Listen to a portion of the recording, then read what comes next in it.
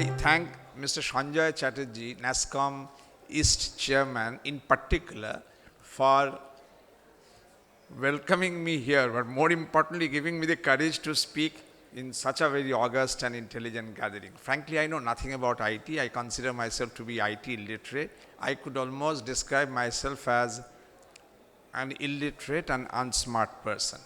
But he rightly told me that unless we contextualize our smartness, our technology projects, our startup initiatives in Bengal today, in the long durée history, in the long lens of history, we will probably not get right kind of emotive and moral sustenance which any new bud needs in the ecosystem. Ecosystem is not merely about mutual back scratching or, notwithstanding its overwhelming importance, infrastructure or the famed money support of Bangalore. I think Mr. Shengupta said Bangalore gives some good money. I don't know. It's also a point about internalization of one's historic strengths. We often speak about the geographical strength of a place, the geographical strategic advantages of a person, an organization. We seldom speak about the historical strengths and weaknesses, but if we speak in terms of a SWOT analysis, strengths, weaknesses, opportunities and threats of a person, an organization, a startup, an initiative, a smart project, an intelligent project, an unintelligent project, a technologically driven project, a technologically non-driven project, finally one needs to know one's strengths, weaknesses, opportunities and threats. And probably when we thus have our moorings, backward linkages correctly pegged, one's forward map, one's way forward definitions are better chiseled, better defined. It is in this manner only that I present whatever I present. So we are talking about entrepreneurship, technology, logic and intelligence. Logic within quote, intelligence within quote. In Bengal, history's long lens. Now, more often than not, Bengal is told, East is told that we are backward. The West Coast is admittedly much more forward looking in terms of entrepreneurship, business mentality, business infrastructure, incentive structuring, relationship structuring with regard to businesses, etc. This creates a sense of inferiority in many young entrepreneurial minds. Hence, it is important to know that there is no even backwardness in the long lens of history. We have been up, we have been down, we have been good, we have been bad. So in this long checkered view of history, there were moments of pride which we may recall. There are strengths and lessons which we may still imbibe. There are occasional pitfalls in that long journey of history which we must overcome. But we should thus consolidate our strengths in order to ensure that we have the right kind of way forward. Seen in this long lens, point one of mine today is we have a little discussed glorious ancient past. Bengal was a very successful, very prosperous, extremely mercantile, quite maritime civilization in antiquity. When Bengal was connected to the Greco-Roman world, in fact, Rome, Egypt, Greece, the Indian Oceanic Trade Network finally ended up in the eastern point with Bengal really. There were great ports like Gange, which was often called the capital of the ancient civilization of Bengal, called Gangaridi. Tamrolipto was a great ancient port. The Srashtis and Boniks, the mercantile class, they did almost lead our Bengal civil society. This part is important to remember in order to avert the oft resorted reductionist danger of seeing West, the western part of our country, as really good in business ethic, and East, with Calcutta as its pivot today, as really a bit not so pro-business. There is no such scope for essentialism or reductionism in the long lens of history. Second, yes, there was decline in the medieval age. Rome had fallen, commerce had shrunk, routes, both inland routes and overseas routes, got closed.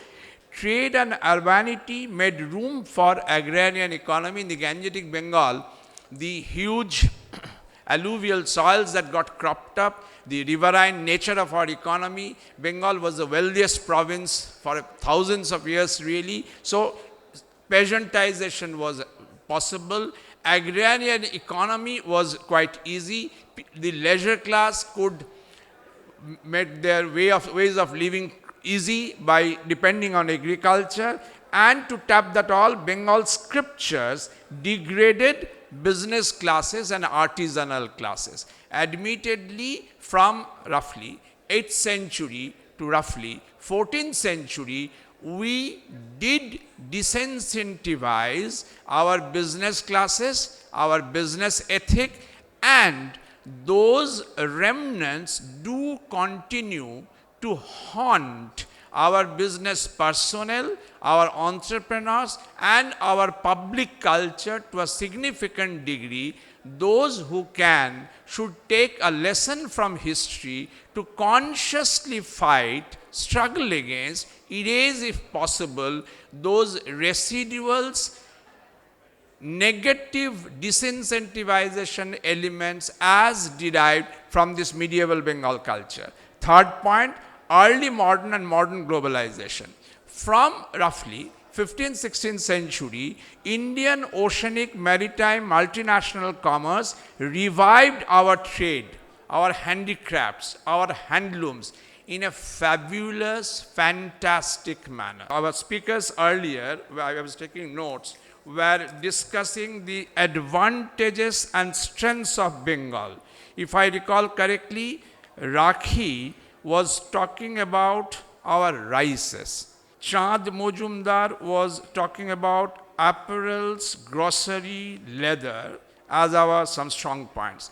All these are early modern strengths. What had happened? Europe had risen.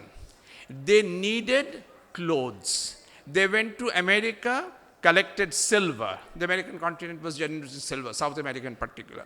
With that silver, the traders, the Portuguese, the Dutch, the French, the English, the Danish, were coming to Indies, Southeast Asia, collecting spices and all that in exchange of silver, and then coming to Bengal, Bay of Bengal, mouth of Bengal, Padma Ganga, which was then rising, and they were collecting cotton textiles, linen, silk, textiles and garments from our people in exchange of silver. Mughal Empire became so wealthy and rich because silver was brought by the overseas traders primarily through western route, also through western route, Surat and all that, but primarily through the eastern route. And our cultivators, our peasants, our artisans, our traders, our religious leaders, our social leaders were developing contractual relations with these overseas traders, and the artisanal skills, indigenous as well as infected by Islam, brought by Islam from Central Asia, the silver as brought by the overseas traders from America, together forged a huge handicrafts and MSME cluster base in East, that is in the Eastern Bengal and in Western Bengal. These remain our strengths. This was also the time when great ideational, ideological movements were afoot. Rakhi was talking about rice. What a splendid rice Gobindo Bhog chal is. Gobindo Bhog. Why Gobindo Bhog? Why these rices are all called in the name of Gobindo Bhog, Radha Bhog, etc. The Vaishnava Bhakti ideology was introducing an element of equality in the peasants and artisanal class. They were also giving knowledge and greatest quality well flavored rice. গোবিন্দভোগের চালের সেই গন্ধই আজকাল পাওয়া যায়। আপনি গোবিন্দভোগ চালের গন্ধ দেখেছেন? 1 mile দূর থেকে বর্ধমানের গোবিন্দভোগ চালের গন্ধ পাওয়া যেত। সেই যে গন্ধ, সেই যে স্বাদ, সেই চাল ষোড়শ শতকের বাংলাদেশের ফসল। So, if we really have to go back to our historic strengths on the basis of confidence, we should revive those great chals, rices, which we produced during 16th, 17th and 18th century. We still have wonderful MSME clusters and guilds throughout Bengal, as Sanjay Chatterjee often reminds me. We have got to only smartly connect these traditional, historic wet rice cultivation science of ours and the MSME clusters and trade histories of ours with the smart technology. And we have to recall that we almost had a proto-industrial revolution in Bengal in those centuries. We had almost reached a pre-colonial early modernity with huge wonderful craft guilds, skilled groups, business families. There was a technological revolution around urban centers of Dhaka, Murshidabad and Bishnupur. The Dhakai Shari, the Murshidabad silk, the Baluchori of Bishnupur, they are even today globally adored projects and products which we could probably draw sustenance from, build upon. Fourth, however, this great proto-industrial revolution did not succeed. Empire did strike. We became a colony, and particularly after 1857, the conservative aristocratic turn of our economy spelt disaster for native businesses. Bengal became a market for colonial metropole. Much of the aristocratic cultural bias which we received from the Brahminical medieval scriptures on the one hand and the socialist communist critics on the other. And I argue that the old Brahminical obscurantist legacy and the new socialist communist rebellious legacy actually coalesced with each other to promote an anti-capital ethic, anti-trade, anti-technology ethic in the soil of Bengal, making it problematic for us to really go forward in terms of entrepreneurship. Final point 5, new liberalism, post-1990s, has unleashed huge entrepreneurial corporate technology forces, but mentality issues need resolution. The old Brahminical aristocratic critics and socialist critics of big business, they have coalesced to make our minds cluttered, and probably our best young entrepreneurs like you need an ethical resolution inside their mind despite the obscurantism of their family members, friends, society, media, filmmakers. Satyajit Ray made a movie called Jalshaghar. The moral of the story is business is wrong, the old zamindar is right. Mrinal Sen made a movie. Have you seen Akash Kushum? The moral of the story is individual entrepreneur like Sanjay Chatterjee cannot succeed. What's such a great movie? Unless we are all poor and become revolutionaries, the individual corporate guy must fail. That is the movie moral of Akash Kushum by Mrinal Sen, made in 1965, when displaced migrants, victims of the tragic, traumatic partition of ours, were coming to this land and were trying to struggle, were trying to live on their own fate. That was the time when our filmmakers, driven by the old Brahminical aristocratic cultural critic and driven by the socialist critic of big business, were trying to show. On a different plane, overlapping point, there is a great history of logic and intelligence in Bengal. If we have a great history of entrepreneurship, ups and downs notwithstanding, which we should study and internalize, even if not in detail but in cultural sense, There is a great history of logic and intelligence which our smart people, our startups, all these rich, smart, great guys should know that they have a great ancestry, they have a great lineage.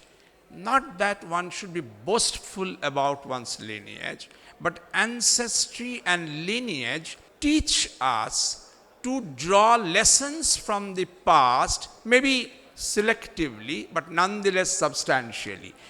In 15th century, we produced a great Indian philosophical school called Nobbo Nyayo. Nyaya was a great philosophical school of India from the ancient times. In the soil of Bengal, first in Mithila from 9th century onwards, then in Nabuddeep 15th century onwards, we created a new Nyaya school, which was basically a science of questioning, establishing relations between persons, words, structures, phenomena. Parbato Bonhiman Dhumat. If we saw dhum, smoke on the mountain, then we must infer. Nobbo Nyayo is a science of inference. Nobbo Nyayo is a science of logic. What to infer from what? If there is smoke on the mountain, then there must be fire there. Parbato Bonhiman Dhumat. I see smoke and I infer that there is fire. Nobbo Nyayo was a business of taking logical thinking to its extreme. What happened? We had old Indic Nyaya philosophy. We had Islam-induced new reflections. Islam was incidentally carrying many of the strands of logical thinking from Plato and Aristotle. In Islam, there are strands of Greco-Roman thinking. Those things were churning our stagnant old Indic Nyaya. We learned from them. And there were the new European thoughts and trade currents. The Dutch, the Portuguese, the Danish, the English, the French would come one after another. They were having transactions. We were buying properties. Kings were giving us grants. The soils were getting peasantized. We needed specific concepts of property, ownership. This was the time when the word swatva emerged. I, swa, have something of my own, swatva. So my property is swatva. So how does one develop swatva over one's property? What is bhog? How does one enjoy property? What is the relationship between bhoga and swatva? These were the questions, not God or metaphysics, but these questions of reality, these questions of structuring of transactions haunted the minds of Nobbo Nyayo, and their thinking, even today, is considered one of India's best philosophical schools. So Nobbo Nyayo, logic and intelligence in Bengal 15th century onwards, which had produced, the historians say, manuscript economy and knowledge economy. Lakhs of manuscripts were written, circulated, discussed, and all this structuring and all these arts of logical questions to find out rigorous answers in a programmatic manner, which frankly much of our computer intelligence, artificial intelligence, machine intelligence all about, we had learned through Nobbo Nyayo. Therefore, we must explore, I argue, correlations, correspondences and continuities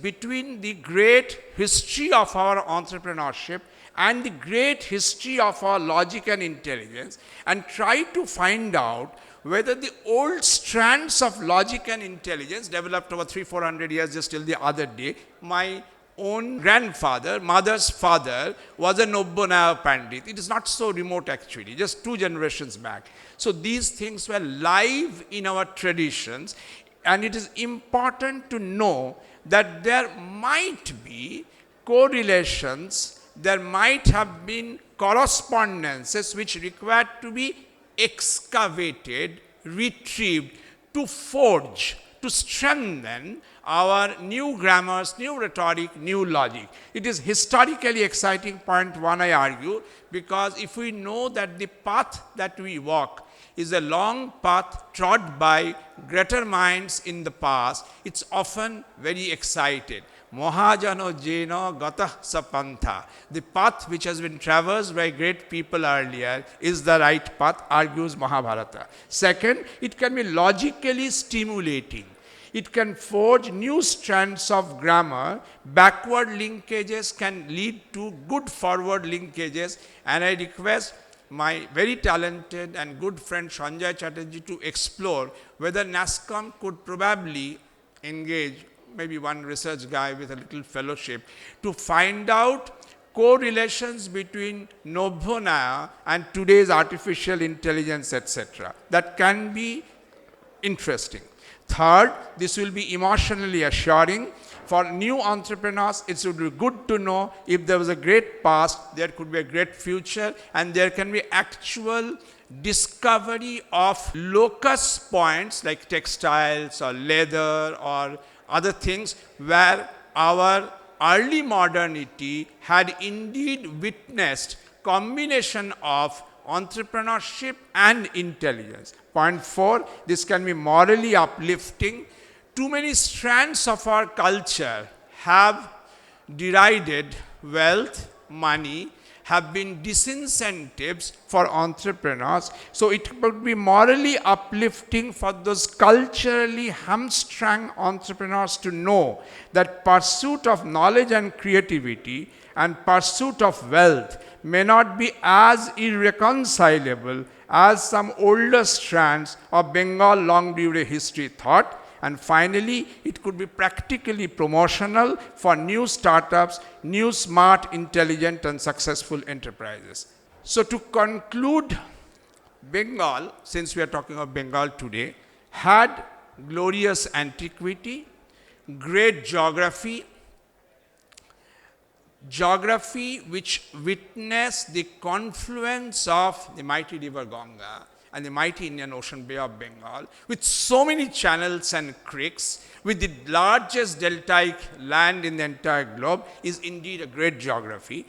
It's a grand strategic interstice. Few today remember that the Great West, from Rome to Bihar, throughout the land of Aryabharta, from Central Asia, this Great West, and the scenic East, the eastern land of China, East Asia, Korea, has its interstice, meeting point in Bengal. In fact, in terms of character also, we show a Jarasandha-like conjunction of traits brought from west and traits brought from east. Strategically, it's important to know that we have a great interstice point. Infrastructural multimodality, railways, land routes, air routes, etc. Also the geography-induced multimodality. Availability, as I was saying, of great reservoirs of MSME skill assets as promoted for several hundred years from the days of early modernity in Bengal, and logical thinking traditions as developed in Nyay, could be, I conclude, very useful when finally has arrived a great moment in our history when intelligence can be converted into wealth, when smartness could be married to money. Thank you very much.